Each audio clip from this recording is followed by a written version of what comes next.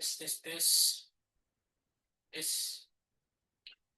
Bismillahirrahmanirrahim. Assalamualaikum warahmatullahi wabarakatuh. Selamat pagi dan salam sejahtera bagi kita sekalian.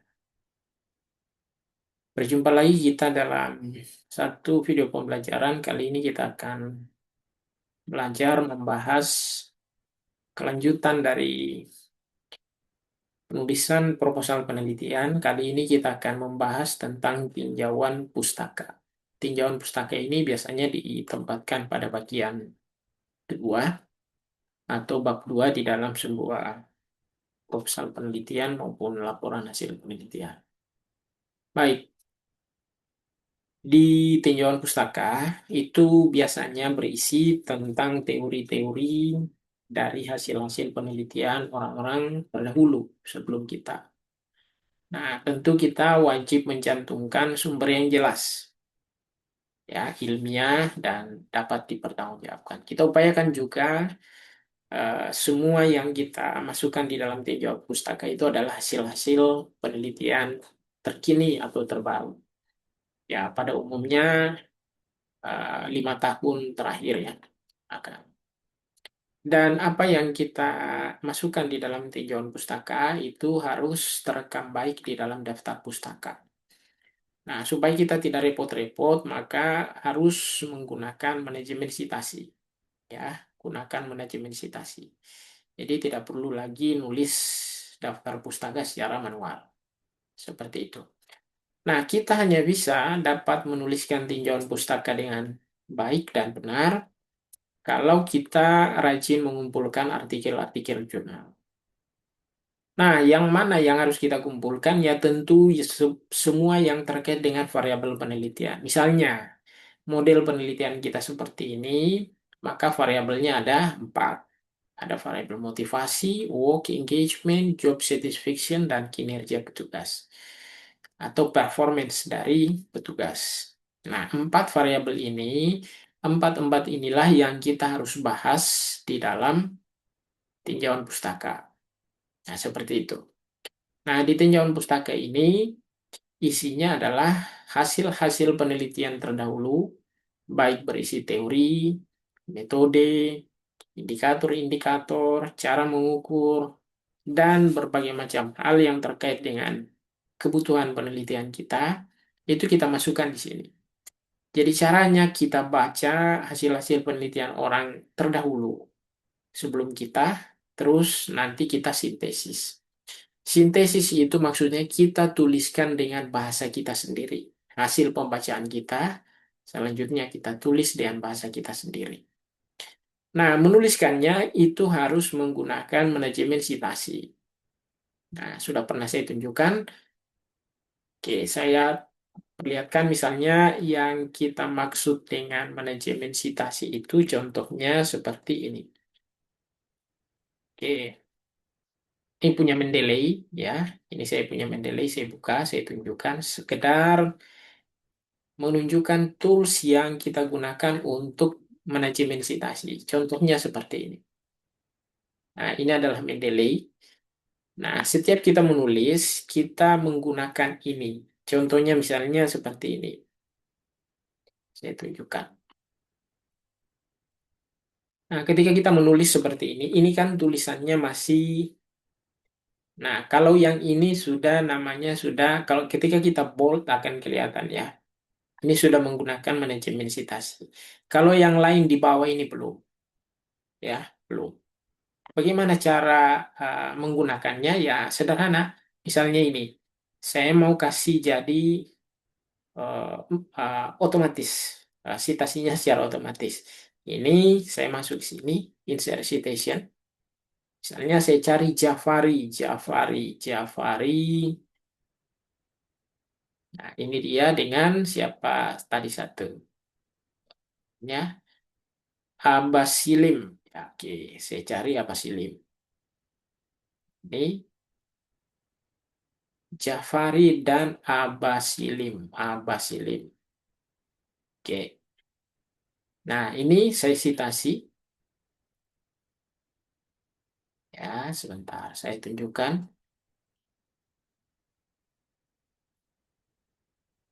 Ini dua, Jafari dan Abbas Ilim. Ini saya citasi ya. Tak, saya masuk, saya citasi. Ini Said. Saya klik ini Said. Nah, nanti secara otomatis dia akan terekam di Mendeley kita, di Word kita. Seperti ini. Nah, ini sudah. Nah, ini yang masih manual, saya hapus. Yang manual ini saya hapus.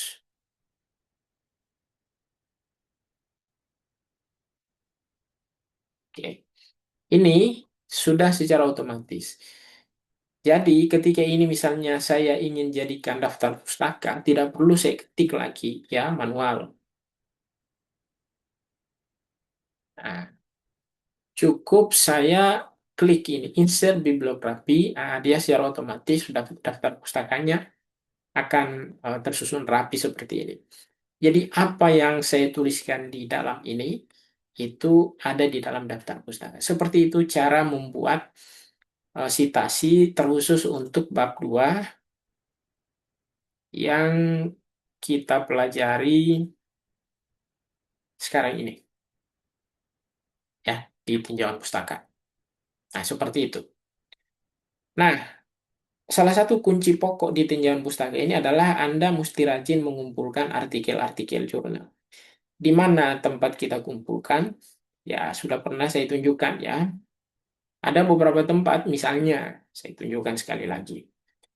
Kalau ingin misalnya mengumpulkan jurnal, Anda bisa masuk sini di Open Knowledge Maps. Bisa masuk sini. Nah, salah satu tempat yang saya selalu rekomendasikan adalah Science Direct. Di Google itu Anda tulis Science Direct.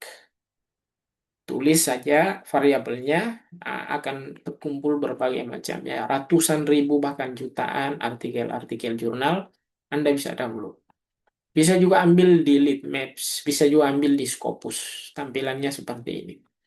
Nah, di Scopus ini tempat kualitas tertinggi teratas penelitian seluruh dunia. Jadi semua pakar-pakar itu tempat berkumpulnya artikel-artikel mereka diakui itu di Scopus namanya. Nah, sama juga seperti di Science Direct ini. Nah, seperti itu. Oke, begitu cara untuk membuat daftar tinjauan pustaka. Ya, jadi bab 2 tinjauan pustaka, sederhananya seperti itu tadi.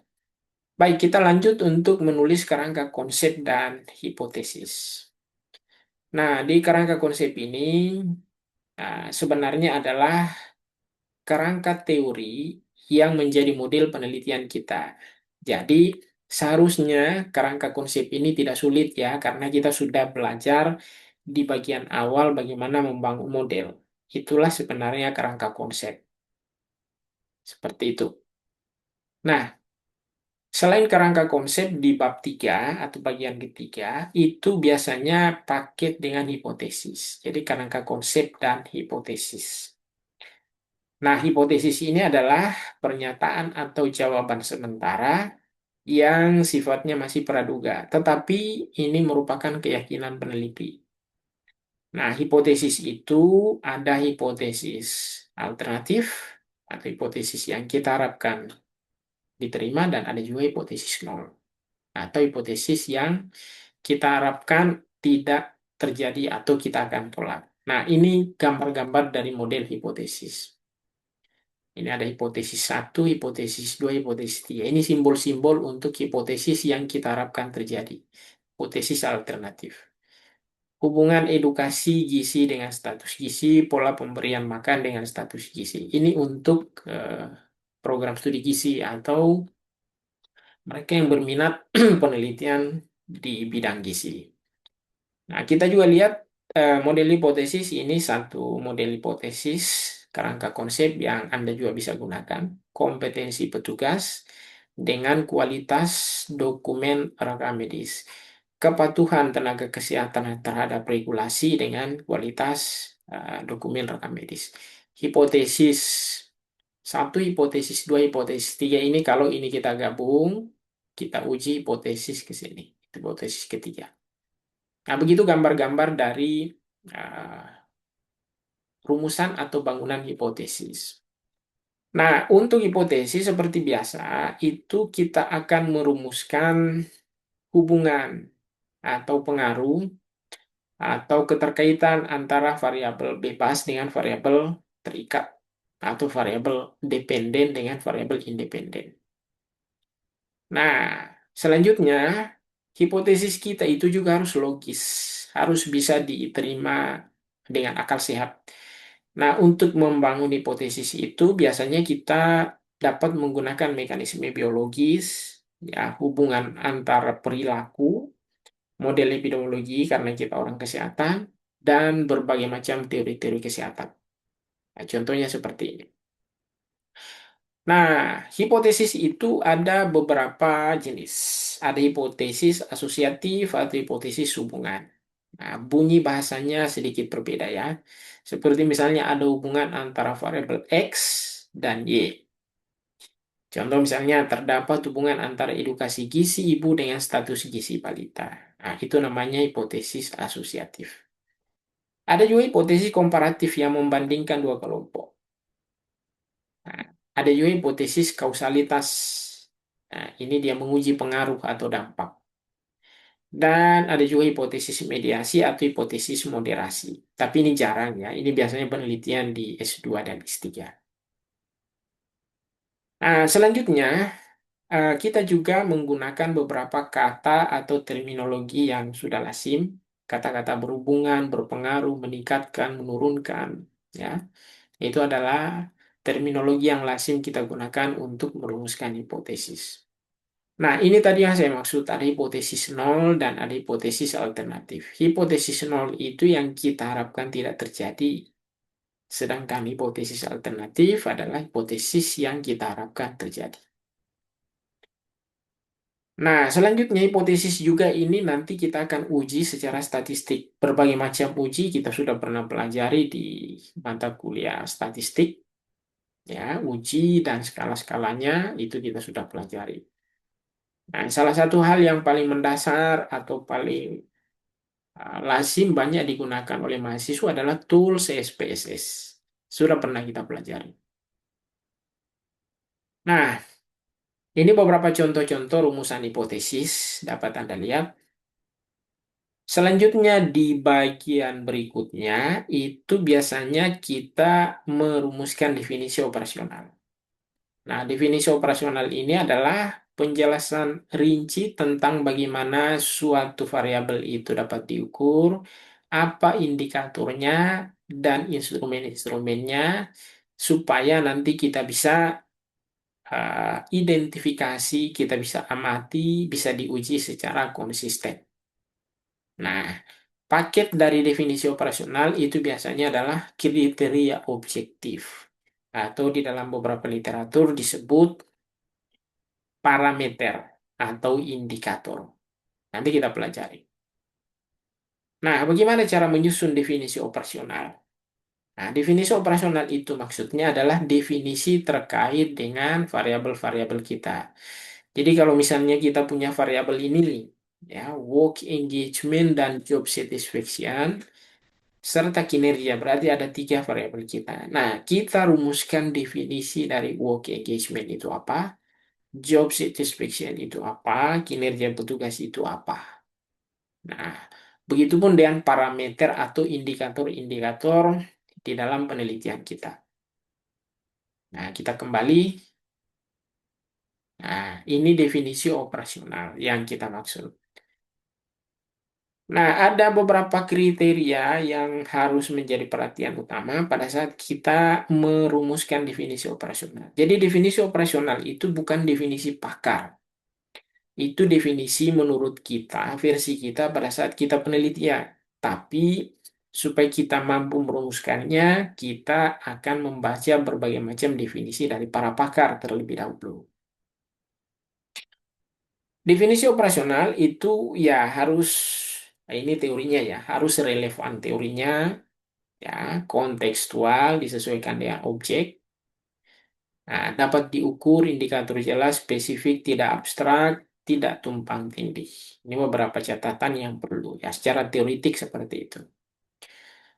Nah, Ini kalau kita ingin merumuskan definisi operasional secara ideal. Tapi ini agak berat ya, agak berat. Karena berlandaskan teori. Jadi kita langsung cross saja. Ya, tidak perlu terlalu ideal seperti ini. Anda cukup baca definisi variabel dari para pakar, terus Anda rumuskan. Menurut penelitian yang akan saya lakukan, variabel misalnya saya pilih satu variabel, kita pilih work engagement, itu apa? Nah, contoh misalnya seperti ini. Kita langsung ke sini.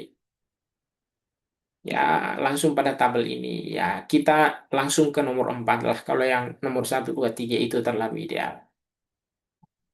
Jadi kita identifikasi variabelnya, indikatornya, dan pertanyaan-pertanyaan penelitiannya. Nah, ini nanti masuk di kuesioner.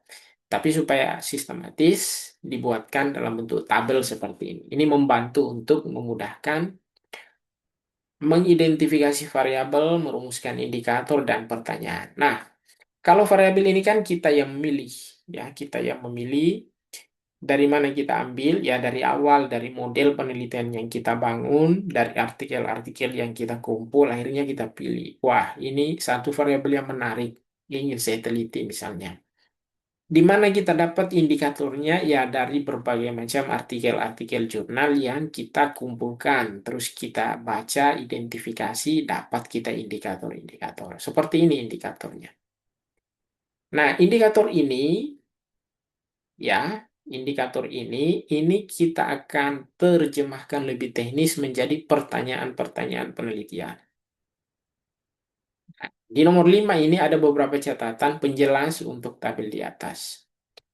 Nah, pada saat kita merumuskan definisi operasional, contohnya ya seperti ini. Work engagement didefinisikan atau dioperasionalkan sebagai keterikatan kerja yang direpresentasikan ke dalam 3 dimensi atau 3 indikator, yaitu vigor, semangat kerja, terus dedication sebagai antusiasme terhadap tugas, dan absorption sebagai konsentrasi penuh saat mengelola dokumen rekam medis.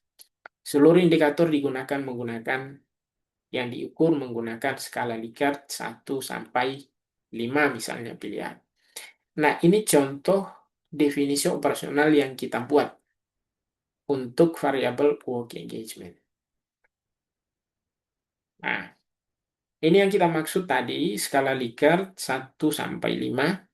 Nah, supaya lebih mudah kita buat dalam bentuk tabel-tabel begini.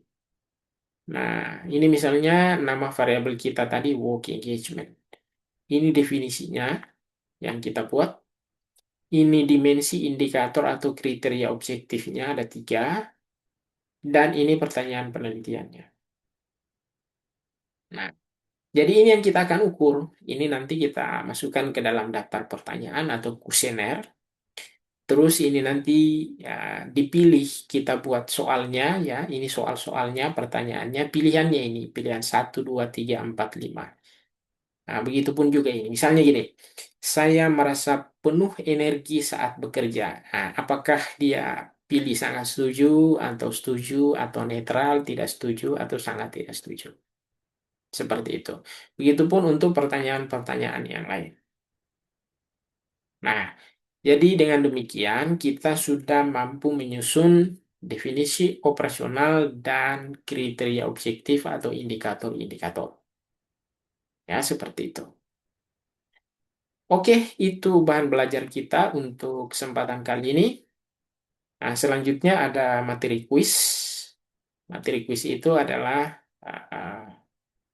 soal yang akan bisa dijawab ketika kita memahami, menguasai, dan membaca materi-materi yang kita sudah pelajari bersama dari pertemuan pertama sampai pertemuan terakhir ini.